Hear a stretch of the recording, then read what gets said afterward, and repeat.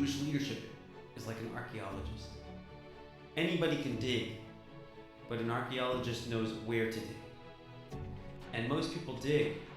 They don't know what they're doing. They're going to come up with dirt. An archaeologist just digs and is going to come up with value.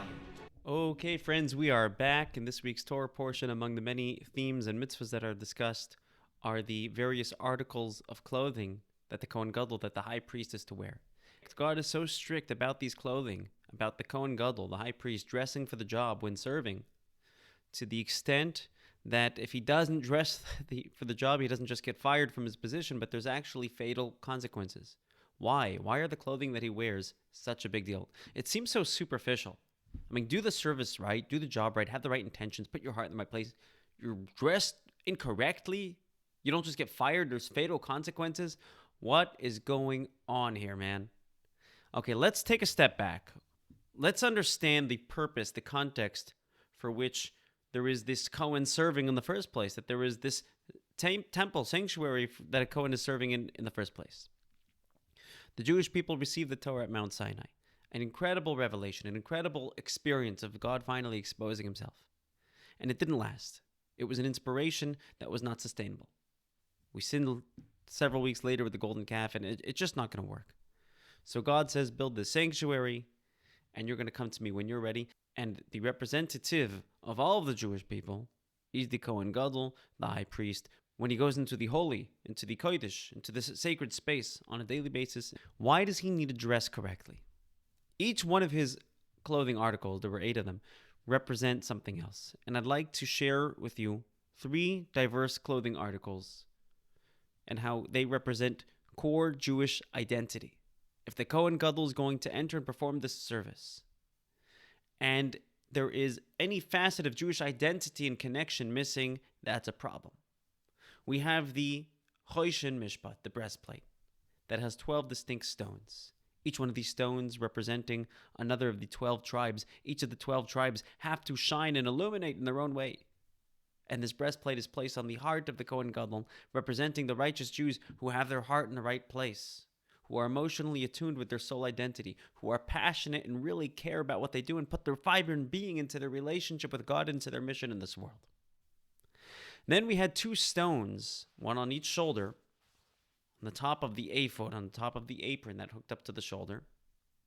Again, representing the tribes of Israel. On each of the stones, respectively, there were 6 tribes, 6 and 6, the 12 tribes were etched on there. A little bit closer to the back, further from the heart, the Jewish people that are less emotionally attuned, but maybe they'd like to be more emotionally attuned. They were there, but they're just trying to feel it. They're trying to experience it, but they're not as engaged. They're not as emotionally conscious of their soul, their mission, their purpose, but they're trying to do their best. Then you have the robe of the Cohen Gadol, and on the bottom of the robe, around its rim, around its seam, there were decorative pomegranates and bells, noisemakers. You have the Jewish people that are all the way, quote unquote, on the bottom, and are just making noise. They're just focused on outer behavior, and even then, it just seems like noise. They don't feel like they're really involved. They seem quite isolated from their faith, isolated from their identity.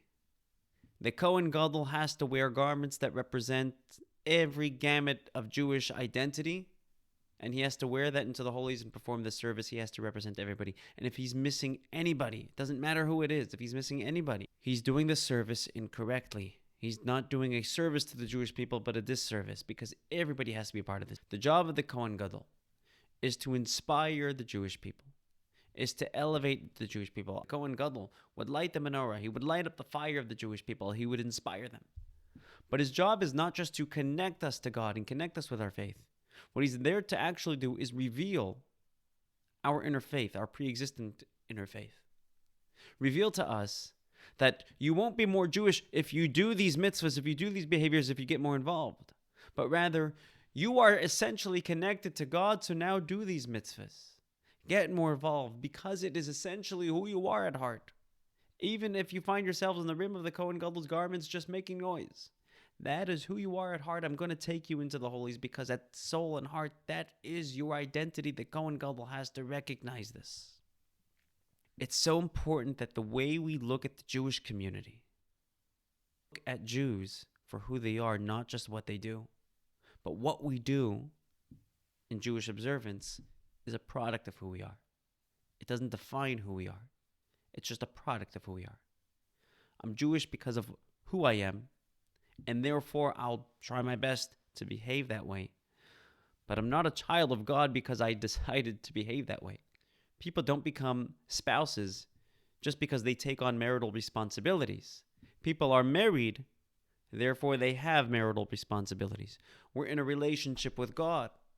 Our soul's bound with God. Therefore, we have responsibilities as Jews. And the Cohen Gadol recognized this and thought even and realized even if they are not there emotionally, or even if they are, we're all coming together with that Cohen Gadol into the Kodesh, into the holies. And we're going to be elevated.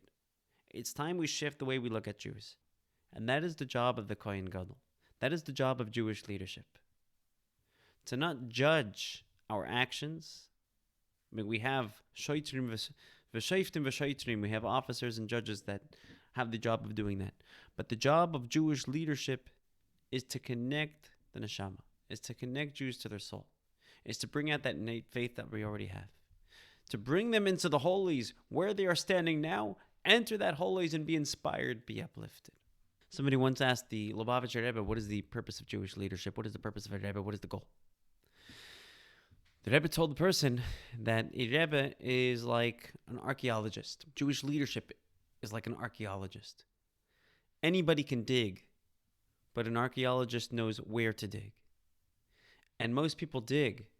If they don't know what they're doing, they're going to come up with dirt. An archaeologist just digs and is going to come up with value. The Rebbe told him that Freud knew how to dig and would come up with dirt in people. The essence of people is evil and selfish and negative. Adler, same story. But the real job of Jewish leadership is to dig into anybody and bring out well springs, bring out real value, bring out the beauty.